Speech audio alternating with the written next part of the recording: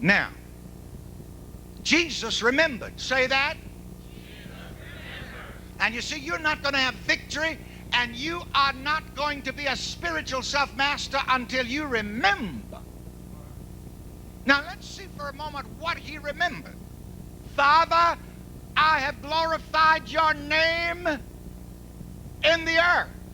Now, Father, glorify thou me with the glory that I had with you before the world was.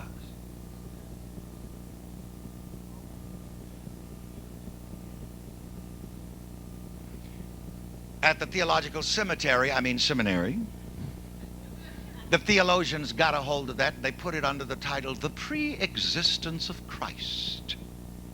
Ha, ziggity. And they just robbed you of something. Until you come to understand that the pre-existence of Christ is the pre-existence of you.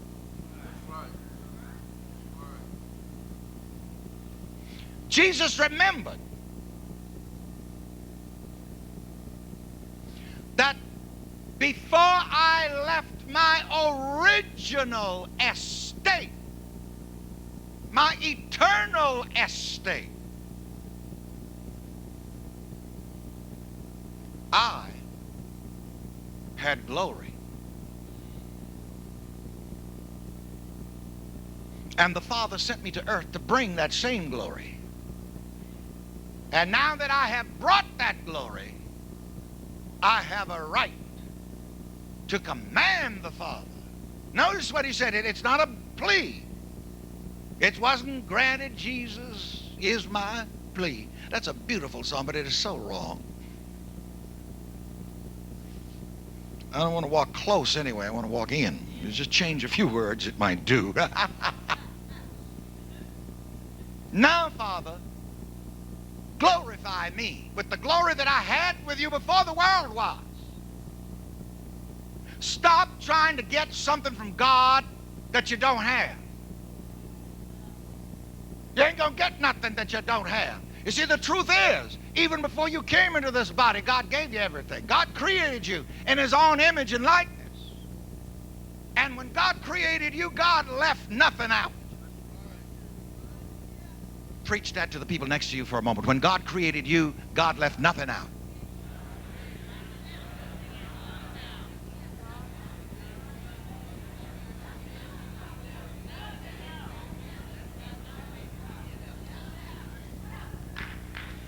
But so then what's the problema? The problem is you forgot. But the mind of Christ remembers. That anointed mind.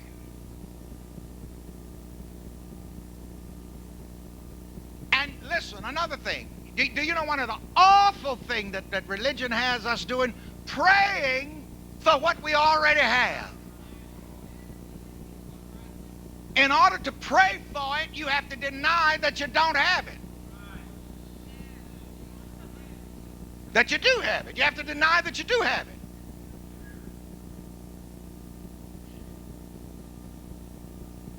Well, like I told you last night, my son walks right on into my room. It don't make any difference whether I'm asleep or awake. Comes right through the library door into my private suite. If he sees anything in there that he wants, he gets it. Right on through my bedroom, into my dressing room, into my closet. In that particular house, I've got a closet with an automatic rack on it, like at the cleaners. You know, you press the thing and it just goes around so that you can, circulates.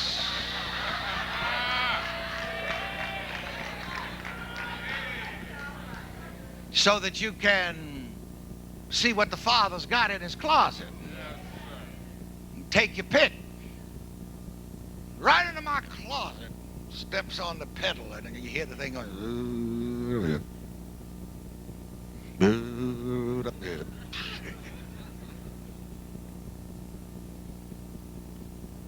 goes into the bathroom and takes the other items.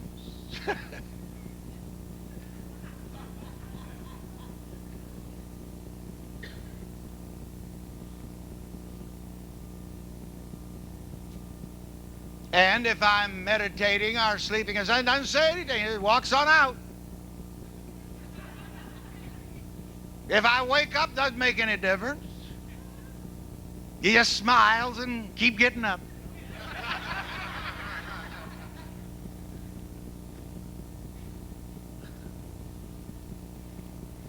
How does he do that? He comes in the name.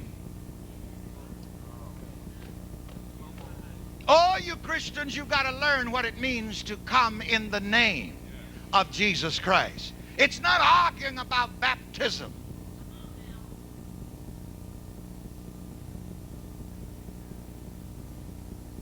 It's not arguing about the Trinity. But you see, there is my son, and there's the perfect example of coming to the Father in the name of the Son. What gives him the right to come into my door without knocking, not even asking? He's not kneeling in front of that door saying, "Oh, please, Daddy." You see, you've been approaching God wrong. Even Paul told you, come boldly. Don't come in here like a beggar. Say that.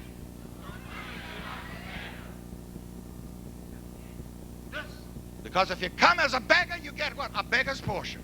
Just a little handout. And now they're taking that back. The Democrats giveth and the Republicans taketh. Now even the Democrats taketh. I'm so glad I never depended on that. And I told people the gravy train was going to stop. Now help me get to these subjects here now. I'm beginning to close now. You know how long it takes me to close, so help me. I got to get this transgenerational wealth here now. I want you to see, I want you to understand what it is to come in the name of the Son. My son doesn't knock, and he does not make any formal petition. I remember the first time when he got big enough, almost big enough so he could wear my shoes. I just saw him in church in my white and blue shoes.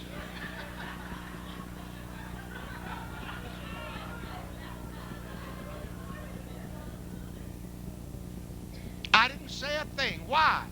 This is my son.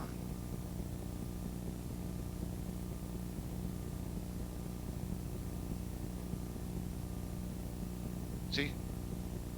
Go in my garage, pick a Rolls Royce. Yes. See, it was during those times in the middle 70s, in the Rolls Royce Owners Club, I had more Rolls Royces listed than anybody else until that guru out in Oregon, the Bhagwan. And I'm not going to get into that too much, but I'm going to tell you, you see, the law works for everybody. God is no respecter of persons. It's you Christians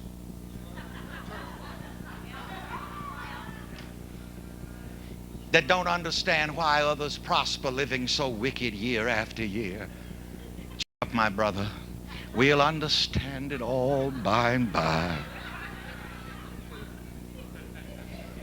It's because the wicked folks don't care about a whole lot of things you care about. They're not hung up on a lot of things. They don't think they got too much. They don't never get enough. Just like that lady, what was her name? Mae West said, "Too much of a good thing is wonderful."